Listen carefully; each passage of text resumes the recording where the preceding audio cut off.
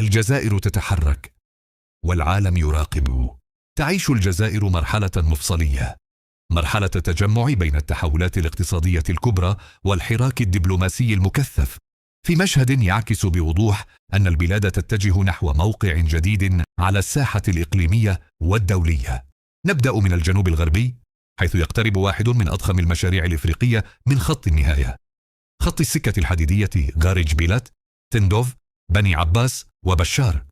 مشروع عملاق يمتد على حوالي 950 كيلومتر، وصلت نسبة إنجازه إلى أكثر من 90%.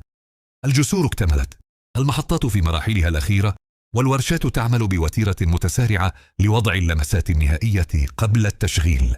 هذا الخط ليس مجرد سكة حديد، إنه مشروع استراتيجي سيغير مستقبل المنطقة، فهو مخصص لنقل ملايين الأطنان من خام الحديد القادم من منجم غارج بيلات، أحد أكبر الاحتياطات في العالم.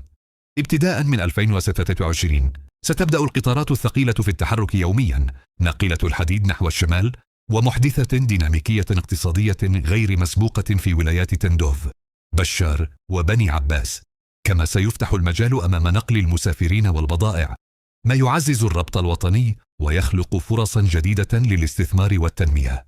وفي الوقت الذي تتقدم فيه الجزائر بخطوات ثابتة على مستوى مشاريع البنية التحتية، تشهد الدبلوماسية الجزائرية نشاطا لافتا يعكس ثقلها المتزايد.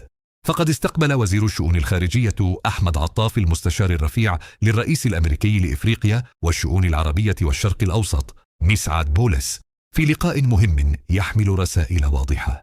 هذا اللقاء لم يكن بروتوكوليا فقط، بل جاء في ظرف دولي حساس، حيث تتقاطع ملفات الأمن في الساحل، الأوضاع في الشرق الأوسط، والتحديات الاقتصادية العالمية. المباحثات بين الطرفين ركزت على تعزيز التعاون بين الجزائر والولايات المتحدة، خاصة في مجالات الطاقة، الأمن الإقليمي، مكافحة الإرهاب والاستثمار. الولايات المتحدة تدرك اليوم أن الجزائر أصبحت فاعلا أساسيا في إفريقيا والعالم العربي، وأن دورها في استقرار المنطقة لا يمكن تجاوزه. أما الجزائر فهي تواصل ترسيخ موقعها كشريك موثوق قادر على التأثير في الملفات الكبرى بفضل سياستها المتوازنة ومقاربتها الدبلوماسية القائمة على الحوار. وهكذا يتضح أن الجزائر تقف اليوم على أعتاب مرحلة جديدة تجمع بين مشاريع تنموية عملاقة وحضور دبلوماسي متصاعد يعيد رسم موقعها في محيطها الإقليمي والدولي. إنما نشهده ليس مجرد أحداث متفرقة، بل هو مسار متكامل يؤسس لجزائر أكثر قوة وأكثر تأثيرا وأكثر قدرة على صناعة مستقبلها بثبات وثقة. إن أعجبكم هذا المحتوى فلا تنسوا دعم القناة بالاشتراك وتفعيل جرس التنبيهات ليصلكم كل جديد. شاركونا آراءكم في التعليقات.